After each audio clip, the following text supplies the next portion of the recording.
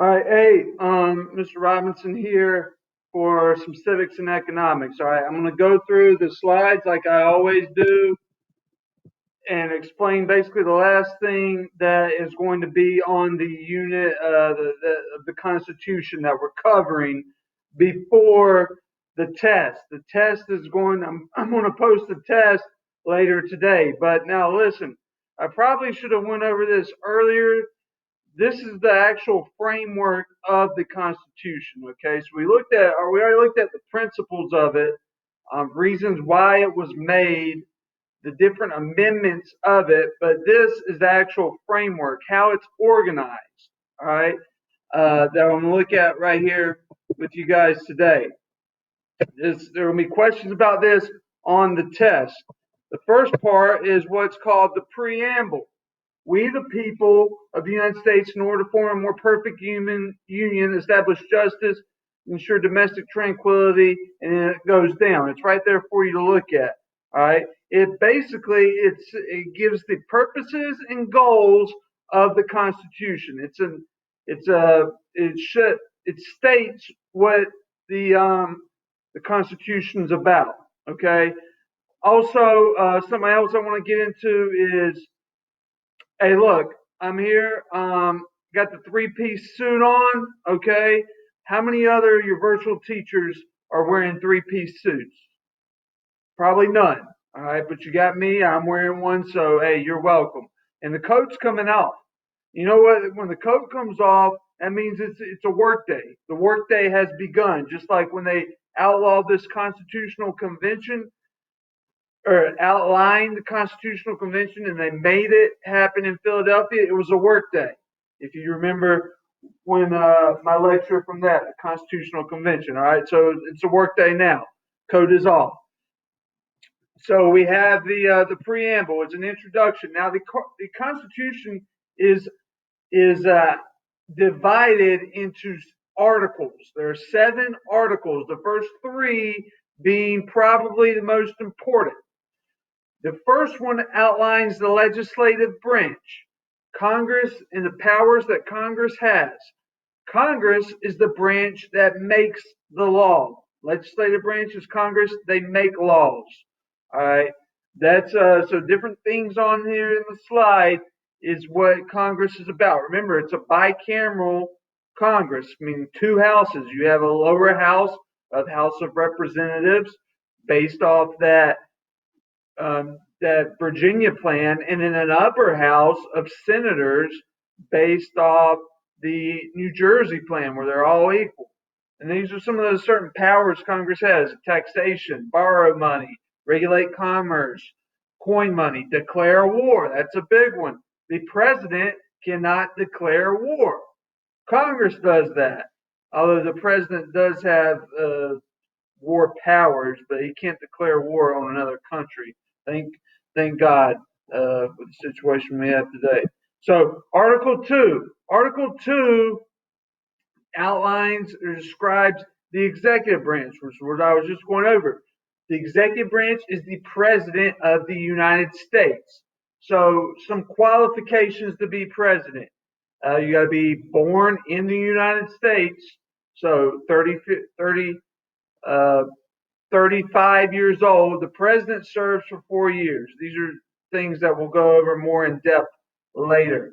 The president is picked, not really necessarily picked, he's voted on, right? But the Electoral College is the method about how the president is chosen or gets into office. And I'll explain that more in depth when we go over the actual executive branch. Some of the powers the president has is commander in chief of the armed forces. That's why whenever you see the president, Donald Trump, around military members, they have to salute him because he is the commander in chief of the armed forces. That they don't have to salute the Supreme Court judge. All right, they have to salute the president of the United States. Make treaties, appoint officials. Specifically, that's a big one. The president appoints Supreme Court judges. All right, I don't know if you've seen the news, the Supreme Court judge just died, and so it's the president has to appoint one. Now, whether or not he will, or they'll wait till after the election, who knows? That's yet to be decided. But that's a duty of the president, is to appoint Supreme Court judges or officials and then execute laws. Remember, the president, so the legislative branch makes the law, the executive branch enforces the law. All right, carry out the law. That is the president's job. Article 3 is the judicial branch. They interpret the law. All right, particularly with the judicial branch, what we look at is the Supreme Court. Now, the big reason it's such a big deal about appointing a Supreme Court judge is once they get appointed, they're there for life. So, for instance, the one Miss Ginsburg, Ruth Bader Ginsburg, who just died, she didn't give up her seat until she died. All right.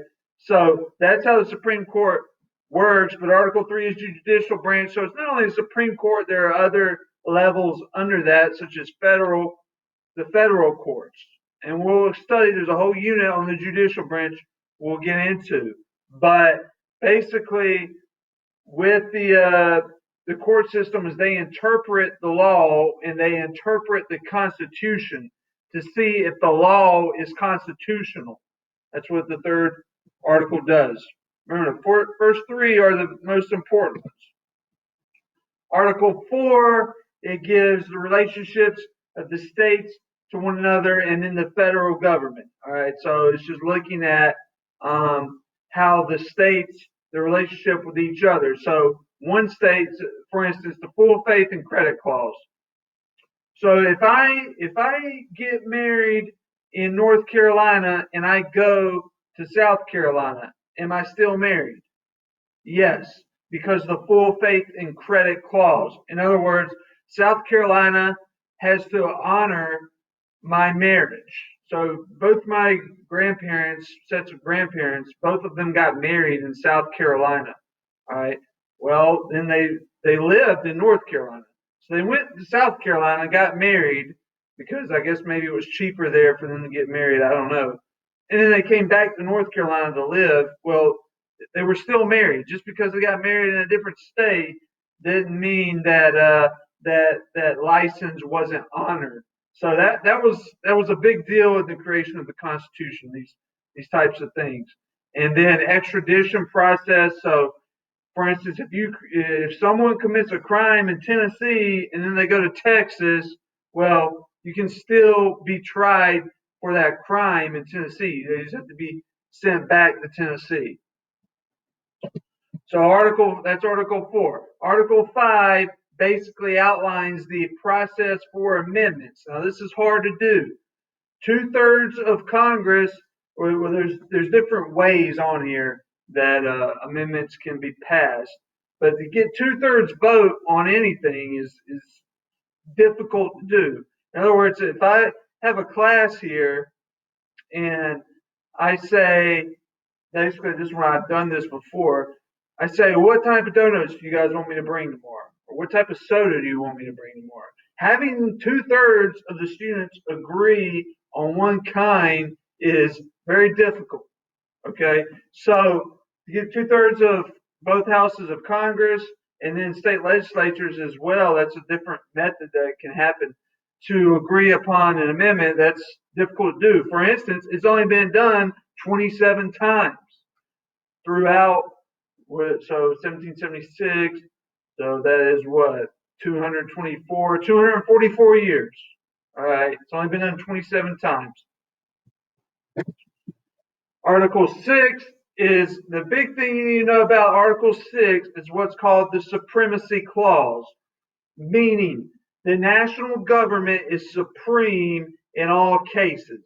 So just because one state may want to do something, if the national government does not want them to do it, the national government will overrule that state. Supremacy Clause. The Constitution is the supreme law of the land. The national government is supreme over the state government. All right, so that's what it means. So the way I explain it to my students from another class in here, all right, this is the supremacy clause right here. Okay, this is my house, this is my home. I'll put it like this: I can leave the Christmas lights up until January. This is my house, this is my home. All right, that's a Taylor Swift song, so maybe you guys know the song I'm talking about. But anyways, the supremacy clause, all right, that is basically Article 6. And this was put in to disquell any resentment or any resentment of these anti-federalists and the small states had against a powerful national government. Because remember, the country already tried to give all the power to the states with those Articles of Confederation. Didn't work.